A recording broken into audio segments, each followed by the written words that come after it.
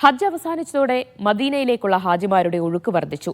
മദീനയിൽ സന്ദർശകരെ സ്വീകരിക്കാൻ മുഴുവൻ ഒരുക്കങ്ങളും പൂർത്തിയാക്കിയിട്ടുണ്ട്. ഇന്ത്യൻ ഹാജിമാരുടെ മദീന സന്ദർശനം നാളെ മുതൽ ആരംഭിക്കും. ഹജ്ജ് കർമ്മങ്ങൾ ആരംഭിക്കാനായതോടെ മദീനയിലെത്തിയ ഹാജിമാർ മക്കയിലേക്ക് പുറപ്പെട്ടിരുന്നു. ഇതോടെ മദീനയിലെ ഹോട്ടലുകളും താമസ സ്ഥലങ്ങളും പൂർണ്ണമായും വിജനമായി. എന്നാൽ ഹജ്ജിനു ശേഷം മദീന സന്ദർശനത്തിനായി ഹാജിമാർ എത്തിത്തുടങ്ങിയതോടെ താമസ കേന്ദ്രങ്ങളിൽ വീണ്ടും തിരക്ക് വർദ്ധിച്ചു. ഇതുവരെ 1 ലക്ഷത്തിലേറെ തീർത്ഥാടകർ മദീനയിലെത്തിയിട്ടുണ്ട്. റോഡ് വഴിയും ഹറമേൻ ട്രെയിനുകളിലുമായാണ് ഹാജിമാർ മദീനയിലെത്തുന്നത്.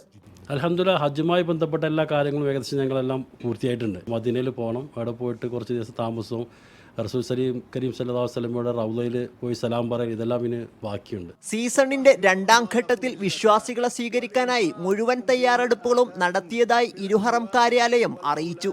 പള്ളിക്കകത്തും പുറത്തും കൂടുതൽ സൗകര്യങ്ങൾ ഏർപ്പെടുത്തി. തിരക്ക് നിയന്ത്രിക്കാൻ ആവശ്യമായ പ്രത്യേക സജ്ജീകരണങ്ങളും തയ്യാറാക്കി. ഇന്ത്യയിൽ നിന്നുള്ള ഹാജിമാരുടെ മദീന സന്ദർശനം നാളെ മുതൽ ആരംഭിക്കും. ജിദ്ദ വഴിയെത്തിയ ആദ്യ സംഘം തീർത്ഥാടകരാണ് നാളെ പുറപ്പെടുന്നത്.